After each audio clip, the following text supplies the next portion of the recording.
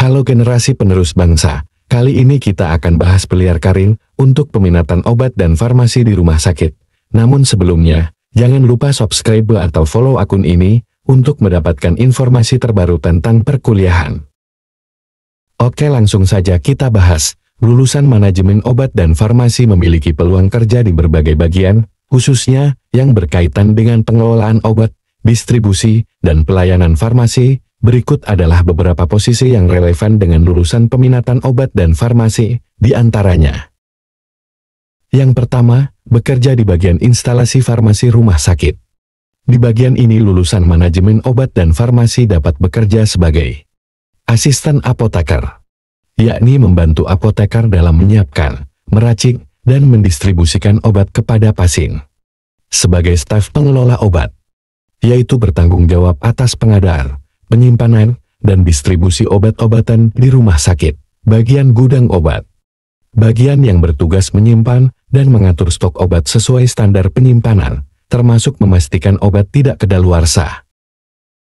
Yang ketiga, bekerja di bagian farmasi klinik. Di bagian ini, terdiri dari bagian farmasi rawat jalan, yakni melayani pasien yang membutuhkan obat berdasarkan resep dokter, memastikan jenis dan dosis obat tepat. Farmasi rawat inap, yaitu menyediakan obat-obatan untuk pasien yang dirawat inap, termasuk pemantauan penggunaan obat secara berkala, dan unit kemoterapi atau unit obat steril, yakni bertugas menyiapkan obat steril seperti obat infus, obat untuk kemoterapi, atau obat yang perlu peracikan khusus. Keempat, bekerja di bagian penjaminan mutu obat rumah sakit. Pada bagian penjamin mutu obat ini, lulusan peminatan obat dan farmasi ditempatkan di bagian quality control.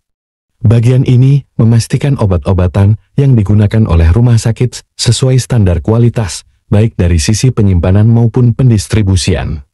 Bagian pengawas penggunaan obat, yakni bekerja sama dengan tim medis untuk memantau efektivitas dan keamanan obat yang diberikan kepada pasien. Kelima, bekerja di bagian administrasi dan regulasi. Pada bagian ini, lulusan manajemen obat dan farmasi bekerja di bagian manajemen layanan farmasi, yakni mengelola sistem pelayanan farmasi agar berjalan sesuai standar rumah sakit dan peraturan pemerintah. Bagian pengelola regulasi obat, yaitu bagian yang memastikan rumah sakit mematuhi peraturan terkait penggunaan obat dari BPOM dan Kementerian Kesehatan. 6. Bekerja di bagian informasi dan edukasi obat rumah sakit. Di bagian ini, lulusan peminatan obat dan farmasi ditempatkan di bagian edukator pasien, yaitu memberikan informasi kepada pasien terkait penggunaan obat yang benar, efek samping, dan dosis yang aman. Tim pelayanan informasi obat PIO, yakni memberikan layanan konsultasi obat kepada tenaga medis dan pasien untuk memastikan penggunaan obat yang rasional. Selanjutnya, dapat bekerja di unit penelitian rumah sakit, yakni peneliti klinis, terlibat dalam penelitian efektivitas obat yang digunakan di rumah sakit atau uji klinis bersama tim medis.